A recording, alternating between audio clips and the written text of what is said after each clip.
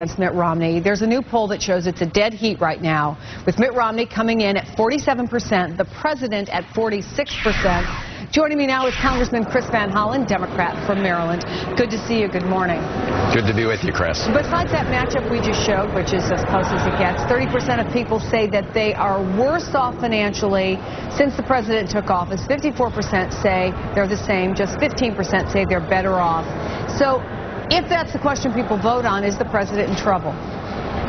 I don't think the president's in trouble. I think the president recognizes that Americans are struggling. I mean, Mitt Romney obviously has a very different view of things given what you were just talking about and is out of touch. But the key question will be whether or not Americans sense that the economy is headed in the right direction, whether the job situation is improving. And I think the good news is that while the economy remains fragile, we have seen some signs of improvement. Now, the key is to make sure that we take whatever actions necessary to sustain that recovery and help nurture that recovery. There is a little good news in that poll for the president because he's gaining with his base. Most Democrats say the country is headed in the right direction. In fact, that number is up 21 points since the fall. But is that enough for him to win an election? And the independents are very skeptical, as you know.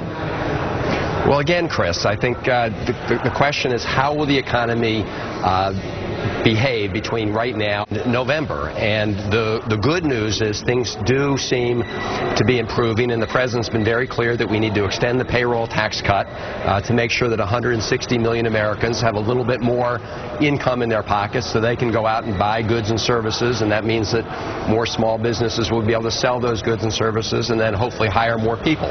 So there obviously are some promising signs. Now, if the Republicans in the House were to get their way today and pass this legislation that would prevent the United States from paying its debts and obligations for the first time in our history, that's a quick way to wreck the economy and hurt jobs. The good news is at the end of the day, more responsible heads, I think, will prevail, but I do think it's an indication of where a lot of the Tea Party Republicans are, and I think the more people see that kind of extremism, they'll recognize that the president has presented a much better way forward.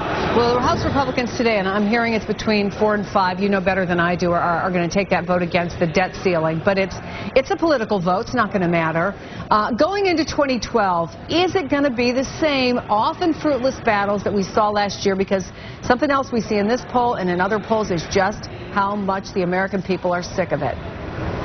Well, that's right. And I don't know what the next 10 months in Congress will bring. What I do know is that we've got to finish the job with respect to the payroll tax cut, make sure that we extend unemployment compensation for folks who are out of work through no fault of their own, and make sure that doctors who serve patients on Medicare get fully reimbursed so they keep seeing those patients. That's our goal. We should be able to do that fairly quickly, so long as our Republican colleagues don't do now what they were doing last December, which is trying to add a lot of unrelated stuff to that. And Mitt Romney may be making $374,000 in speaking fees, but you are number 24 on the GQ's list of the most powerful people in Washington. And look, they put a really nice picture up there, too. You getting a lot of ribbing about that, Congressman? Yeah, I haven't seen it yet, so I'll have to take a look at it. But look, I'll have to figure out exactly what who else is on that list on GQ. But hey, I have to take a look at it. You got to see it before I did. Thank you so much for coming on, Congressman Chris Van Hollen. Thank you, Chris. Charles Blow, bringing him back. Jackie Kusin.